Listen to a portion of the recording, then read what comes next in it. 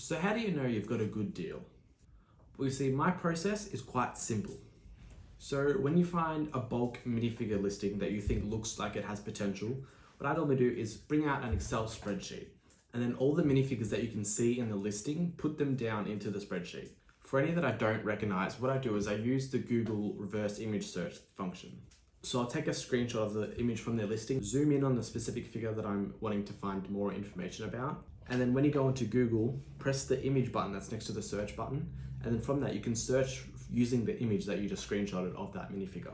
What it'll do then is bring up a whole range of photos that it thinks relate to that image that, brings up the relevant sort of matches. So from there, you usually can find out, comes up with the photo, and then you can find out the name. It might come up with the Bricklink file or whatever. So normally that makes it easy to find it and realize what figure it is, and also the code and all that sort of stuff.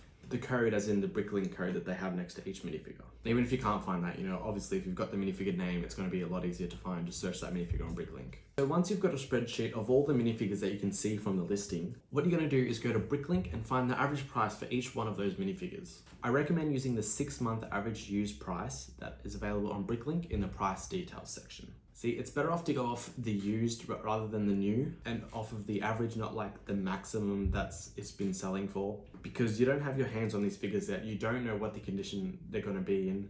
And even if they're in really good condition, because if it's been opened and it's out of the original packet, you can't really call it new because it's not. So you're going to be basing it off the used condition anyway. See, the figure might not be in great condition when you get your hands on it. It might have a scuff, it might have a crack, a bite mark, that sort of thing. So if you plan to make the maximum amount possible, then when you actually get your hands on the figure, you might end up losing money because you planned to make more than what you have. It's always better to understate your expenses. So once you've got all the minifigures within one column and all the prices in another column, from there, add up the total average value of all those figures added together.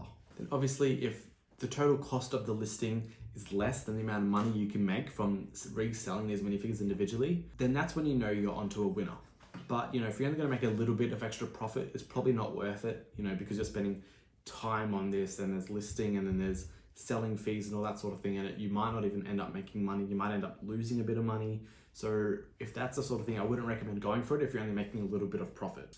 I recommend going for probably like a 30 to 50% profit margin, somewhere in that ballpark. Obviously, if you can make more than 50, that's fantastic, and you want to do it. But I'd say anything over 30 is really what you want to aim for to make sure it's worth it.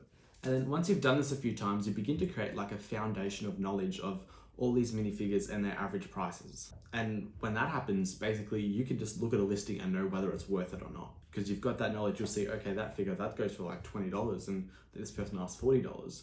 So this is a potential winner here. So I can go on to, look at the other figures in the listing and see how much money I can make.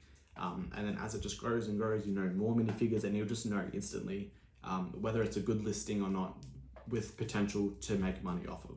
So once you've done this, you've got the list of the column with the names, and then you've got the column of the prices, and then you've got the total price that all those figures you could potentially make off that. Then, and it's going to be a winner, that's when you start messaging the seller and it's ready to start making some money.